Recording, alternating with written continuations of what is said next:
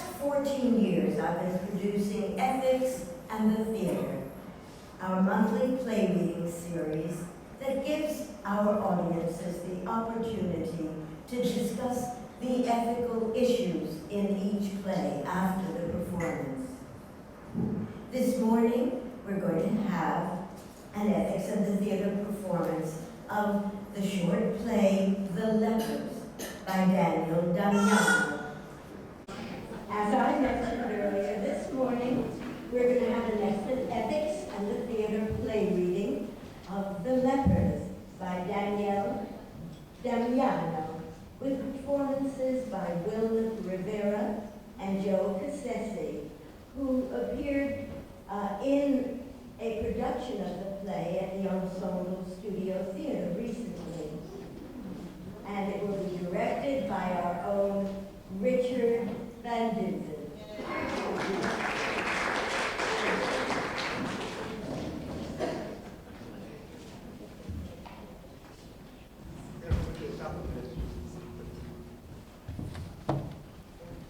I'm short, but not quite as short as Pat.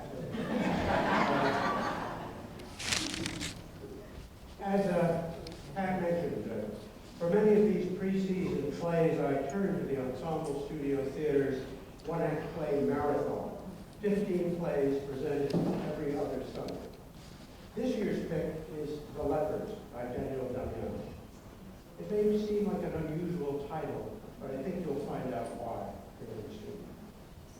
As Pat mentioned, we're fortunate in having the original EST cast, Wilma Rivera as Vanessa and Joseph Cassese as Vin. Fortunately, they were already well rehearsed. I didn't have to do very much for them. So here we go. This is a short play by Daniel Damiano. It is late in the evening toward the end of January 2017, a seminal year. Vin and Vanessa are seated at a table in a coffee shop in the city. Then, she died too. That was after my Aunt Charlene and Aunt Teresa. Same thing. Same thing. All three of them, heart attacks.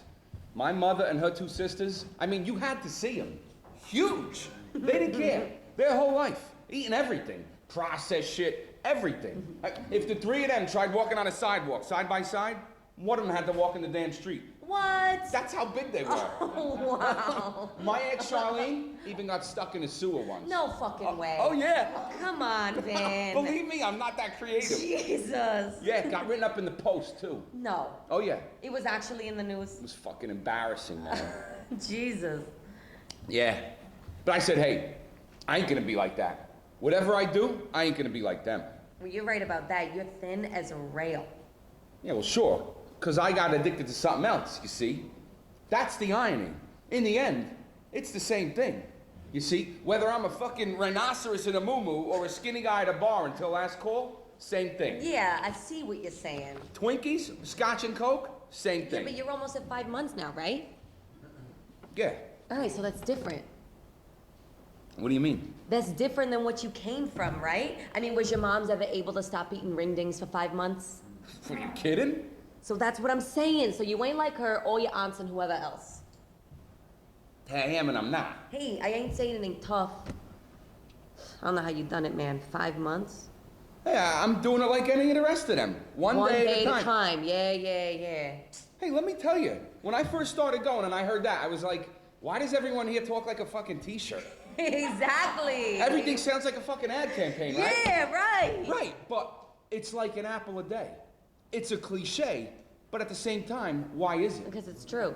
Fucking A, exactly.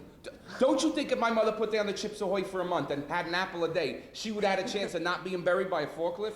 Oh, snap. Oh, It's true. Holy shit. Sure, laugh. Vin, I'm not, I swear. You're biting on your cheek so hard, you're bleeding out of your mouth. What do you mean you're I'm not laughing at her, I swear. If that's not laughing, what is it, gargling? Vin, stop. Go ahead, laugh. It's funny. I mean, I laughed then. Why shouldn't you laugh now? It ain't funny, though. It's sad, man. Yeah, anyway. It is. I know it is. Queen of the obvious. Jesus. But that's the thing, though, you know? Then and now, it's the same thing. One's cool and the other's stigmatized. What do you mean? Addicts and alcoholics, they're like revered by comparison. Compared to fat people, you mean? Hell yeah, you Oh. kidding? No, especially people that don't have a clue. It's like exotic. They think it takes a special type of person to be an alcoholic or an addict. Great musicians and poets, they're drunks and addicts. But anyone could be fat, so no one wants to be around them. Yeah, people want to hang around Keith Richards and Kurt Cobain, not fucking John Candy. You see? So that's what I was thinking too. Yeah? Yeah. I mean, I felt all the same shit my mother did. I felt depressed. I felt all this. But I knew I'd never get laid if I put all that into food. But if I drank, hey, I could meet someone at a bar. Some chick who digs bad boys, you know? It's not like they ain't a dime a dozen. And for a while, it was okay. But then things start happening. You lose friends. You lose relationships. Your license. I mean, hey, you lost your job. You know about all this. Wait, I didn't lose my job because of that. You didn't. No, they were cutting back, so I was cut. You said you were late to work a few times. Yeah, but that was before I stopped. I didn't say that was why I was let go. All right, but don't you think if you weren't late because you were hungover, you might have not been expendable? I just said it wasn't just me, Vin. It was a layoff. There were others. You sure? Yeah, look, Vin, I know what I am, okay? But I know why I was let go too, and it's not because of what you think. Hey, Vanessa, listen, I hate to say it, but denial is Oh, something... Vin, don't give me the one about the river in Egypt, all right? Look, I was fine to hang out with you and all, but don't start this. I was laid off. Shit happens. Hey, sorry. You're right. I didn't mean to assume anything. Just wanted to cheer you up, that's all. Cheer me up. For 30 minutes, you're talking about how your mother died, a slow death most of her life, and that is supposed to make me smile? Hey, it did, didn't it? Yeah. You see? It's only the way that you tell it, though. It's not at your mother. Yeah, whatever. Vin, I'm not cruel like that, all right? I feel awful for her. Hey, there's enough to feel awful about. Let's change the subject then, okay? All right. Why'd you feel the need to cheer me up? What, are you kidding? You're only 2 months sober and you just lost your job. People lose their jobs. It's not the end of the world. And it's January. I mean, come on. You mean New Year's? Of course, New Year's, January 2017, all that. It's depressing. Kinda. No, it's worse than that. It's 1 month that never gets easier. Another year, will it be better? Will it be worse? What you didn't accomplish, what can you accomplish? Everything's flying by you and you feel like you're just sitting there making up for all the time you wasted. Kids are becoming adults too quick, people getting famous for the wrong reasons, assholes becoming presidents. Oh, it's fucked up. I mean, I can't begin I know. I mean, 4 years ago, I was too wasted to even register, and here I make it all the way down to the polls, and this is the result? Hey, he didn't win in New York. We did our job. Yeah, so much for doing our job. Just saying. They're all pricks anyway. She wouldn't have been much better. What? Come on, V. Vin, she would have been a lot better. Nah, she's as full of shit as he Vin, is. come on. Trust me. She's full of it, V. She just disguised it better, believe me. And I think you're wrong. How do you know I'm wrong? I didn't say I know you're wrong. I said I think you're wrong. Whatever. Yeah, whatever. But you know, for years, it was like, these people don't represent me. None of them. But yet, when you feel better, you want to go down and represent yourself. Assert yourself, but... I mean, we pay taxes. We gotta fucking save, Vanessa. I know. Right, except it's all bullshit. And so here we are, another year, another bullshit artist being sworn in. Same shit. Maybe even worse. You sure your plan was to cheer me up?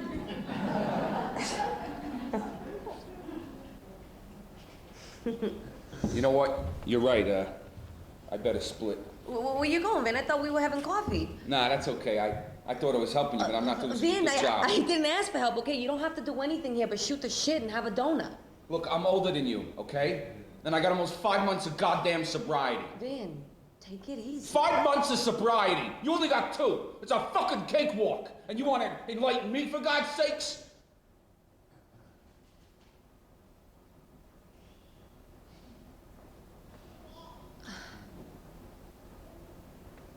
Vin, I'm not doing anything. But sitting here. You wanna go? Go.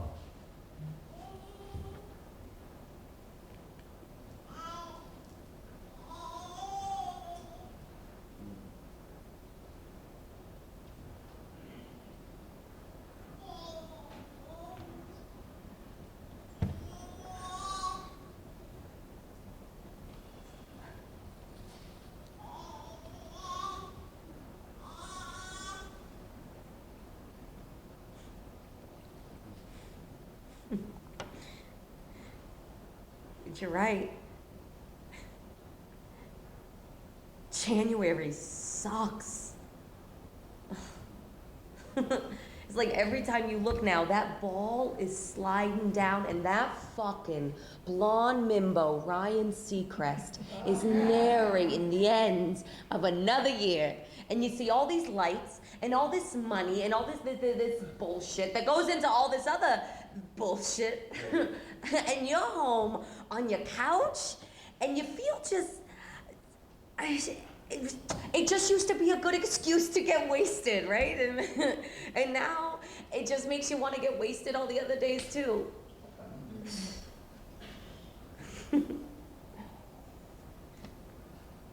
Oh, now I'm cheering you up. I turned the table on you, sunshine. Hey, but you know what? January, it ain't all that bad, though. You want to know what I read recently? Oh, this is some wild shit. All right. January 30th is World Leprosy Day. You believe that shit? World Leprosy Day. I mean, I thought somebody misspelled literacy or something, right? That's like celebrating hemorrhoids or some shit. World Leprosy Day. Oh, but yeah, there is a day that was founded by like this French dude in the 50s to acknowledge like people who had the disease. What happens? They have like a leper parade or something? I don't think they do much of anything. They just like acknowledge it exists, I guess. Why the hell they do that? So I guess they just want to remind people it's still around, and I don't know, maybe if there's a couple alcoholics sitting around a table somewhere, bitching about the new year, it's a good way to remind them that, hey, things may suck at the moment, but at least they don't have leprosy.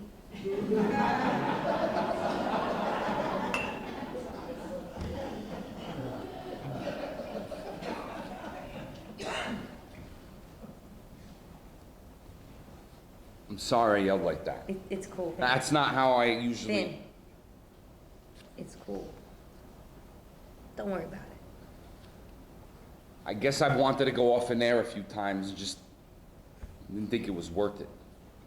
They're all so fucking self-righteous though, you know?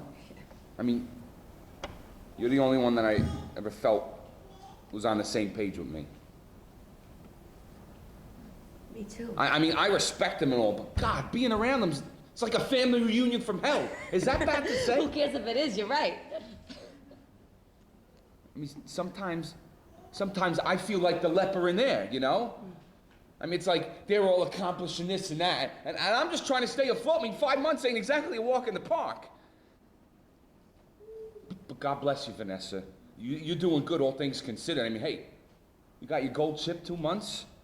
I mean, you're in better shape than I was. You just keep doing it. Good for you. Hello? I'm still here. It's not like we're not paying.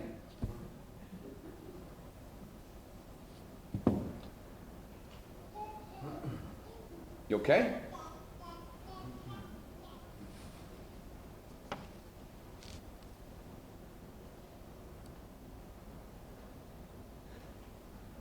Vin. Yeah.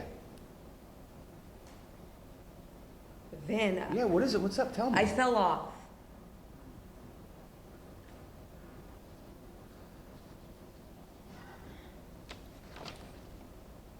What?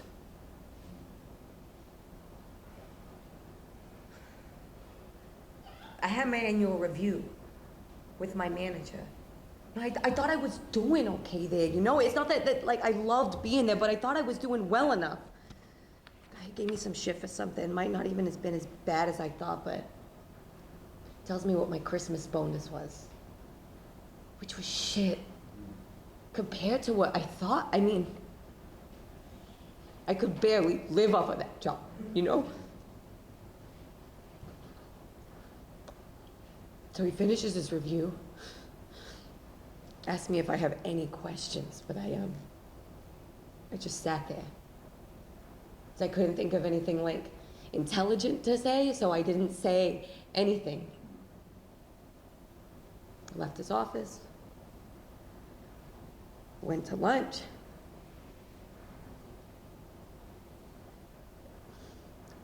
Had a few, came back, cursed him out in front of everyone, Vin. Everyone. So that's why I was. Hey, it's okay. I fucked up. I fucked up bad, Vin. Okay. Really. Hey, it's cool. You're here now. Okay? And I'm here. So, you know?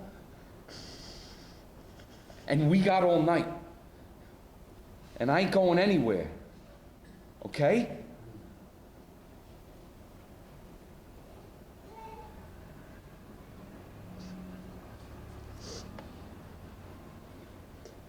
Let's get some pie. I got my eye on that apple one. A la mode with like a brownie on top? What do you say? Let's live a little. What the hell, all right? Sound good? Cool.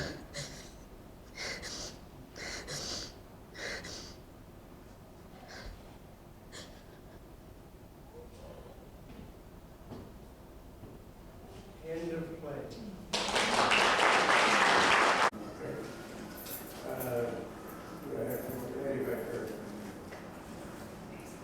I come from a child of an alcoholic and eventually ended up in AA and is now 25 years sober, 30 years sober. So I think from that perspective, AA is complicated. It's like it becomes its own addiction in some respects for people that are recovering, but at the same time, it allows for folks to connect. And I think that connection is what ultimately allowed my father to make it 25, 30 years with all those other connections he made. So AA is a vehicle for people to connect. So to that end, when we began the rehearsal process and the exploration with Daniel, the writer, and the gentleman who directed us, Matthew Penn, initial performance, the main central primary theme was two people connecting. And the language and everything that was in the play, which is so beautifully written, ultimately is two people listening to one another and connecting with one another. And to that point, it really is about when you're out there, you're alone, and you don't know or have anything else to attach yourself to other than a chemical or a drug or whatever it is. When you are able to try to put that down, and then you are able to open yourself up to a connection, that's the beginning of your healing. Yes. I think in the best of all possible worlds, a combination of the two. Because for some people, the group dynamic, hearing other people's issues is very good. But then you need, therapy, just a one-on-one therapy. So I think for most people, the two would be the best solution.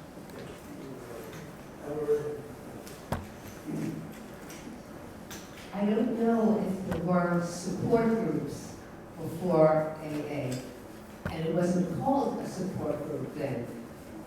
But I think that we have found it of tremendous value, whether you're recovering from cancer, you have a spouse with Alzheimer's, a family member with a drug addiction, or you are the individual, to be able to talk with others who have experienced the same thing in a safe space.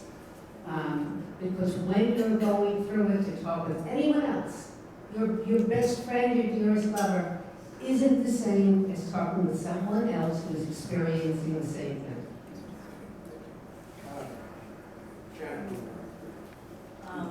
Two things. One, what I liked seeing was the trust level you had with him to share the truth. But I have a question, I think, for the playwright and for you as well. I picked up early, and I'm sure a lot of other people did, you weren't sober 5 months. Is that correct? Because there was something in his body language, maybe that was the accent. Oh, he has been, okay. Because I picked up something in your body language and kind of made me think, oh, my husband did too, that you really weren't, okay. That said, Do you think he was sober longer? What's been kind of, I don't want to, for lack of a better term, represents is the struggle. It's the struggle, you know, people just struggle in life in general. When you have a substance addiction, it's a struggle. And he's struggling. He has been legitimately sober for 5 months, but, you know, it doesn't make every day rosy. It's a struggle. So he is in the process of his struggle while at the same time trying to be supportive of someone else. And that's his conflict. and I'm fully aware that I have a son who is 7 years. Next month, 7 years old, been addicted. And one of the things that has helped him, which in a way, you know, making fun of the 1 day at a time, but at the same time recognizing how important that is. I know that my son has extrapolated that to whatever he has to deal with. He knows it's just 1 day at a time. And then, interestingly, it's helped me to realize, you know what, it's just 1 day that I have to deal with. Let me move on to another question, if I might. And that is, these would be working class people if circumstances permitted. I mean, they're trying very hard to work at jobs, to find jobs that they can do and fulfill that full-time employment and reduce the isolation that they feel. But you wonder, which came first, the chicken or the egg? Did the alcoholism cause them to lose their jobs, or did their own isolation sort of force them into alcoholism, which then caused them to lose the jobs?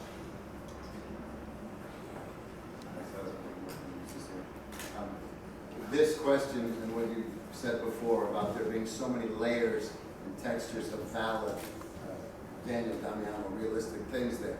And then I'll get to this.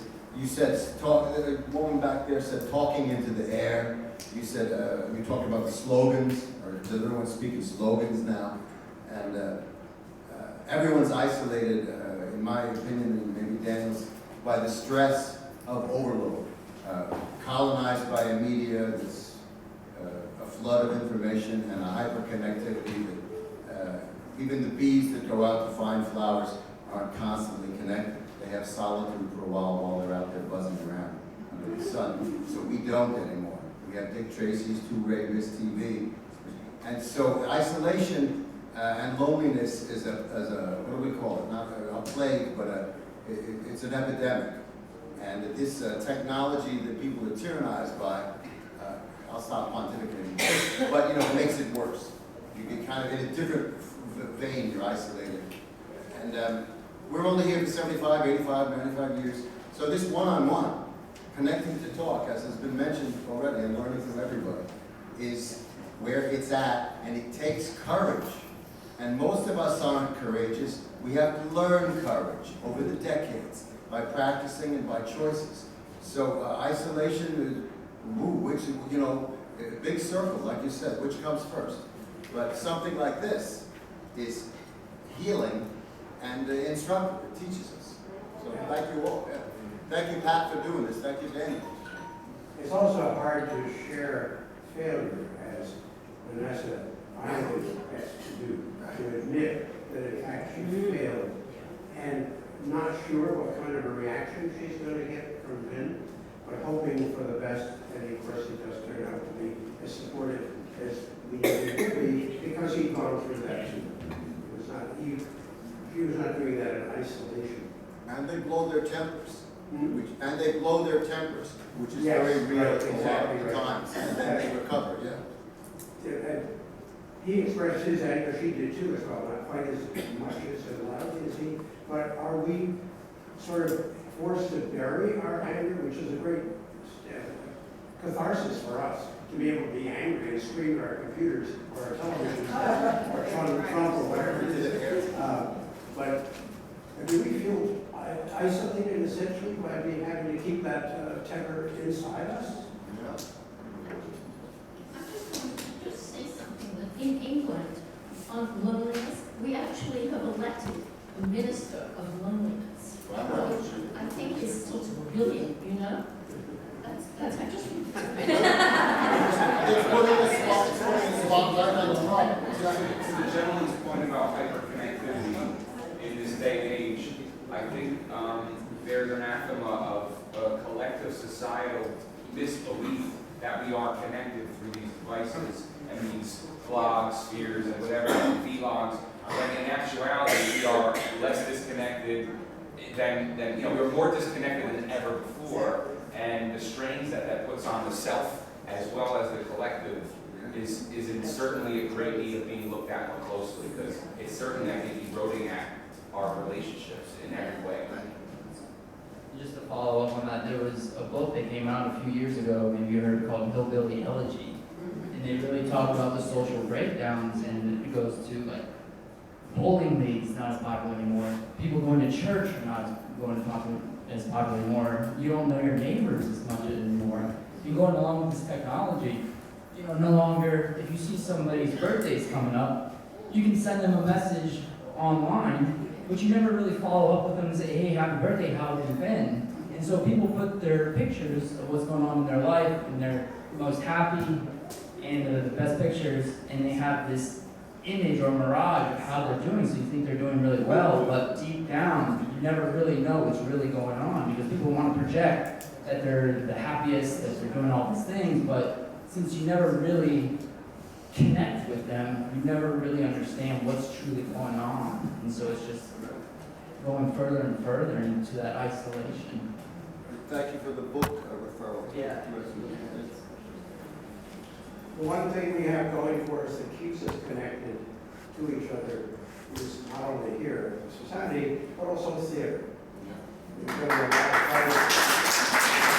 I want to dovetail on that, Richard, just because I'm a theater guy, and I know probably many of you are theater supporters, and God bless you for it, but really, theater is the one thing that we really have, the cultural thing that we have that is an excuse to kind of get together, aside from, religious meetings and different types of group meetings, but culturally, and you can't see it, aside from Broadway, you can't see it affordably, but the invaluability of theater cannot be understated, because it's the reason for people to be together, to shut the phones off, and to allow themselves to be in another world and to connect together. And it's a very, as it started, it was a very sacred thing back with the Creeks and all that, and it really should continue to be. And it's wonderful to have this opportunity for the play here. So I'll toss it and thank you to Richard. I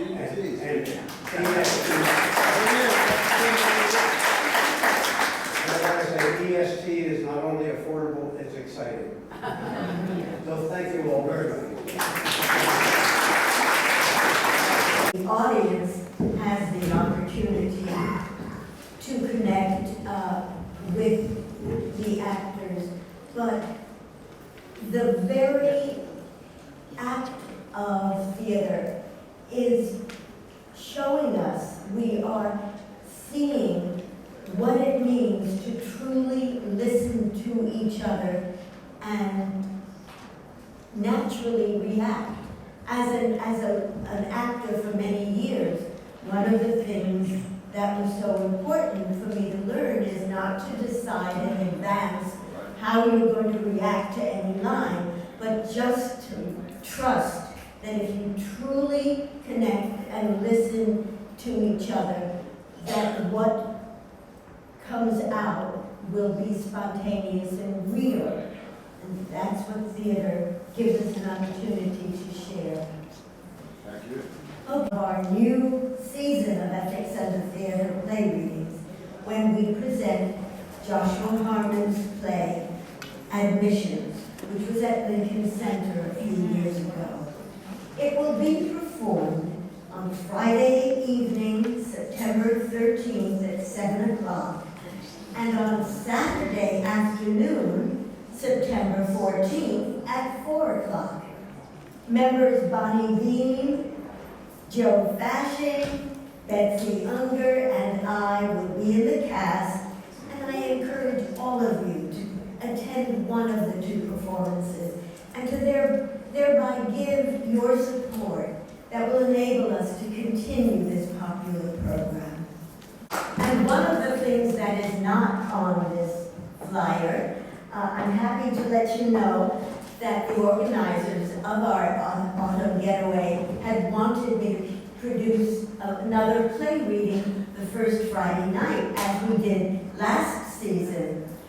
And Chuck and I were going to be taking a river cruise that conflicted, but we have exchanged our river cruise for another one that in the end of March. And we have a wonderful play reading Friday night by Václav Havel, who was a playwright before he became the president of Czechoslovakia. And it's going to be a very important play reading. What night is that, Pat? It's October 4th. Thank you. Yes, Friday night up in Stony Point. Next Sunday, our platform will be The Poverty of Work with David Van Arsdale speaking. Please join us next Sunday and every Sunday. And I again invite you to join us in singing our community song, See Me Beautiful.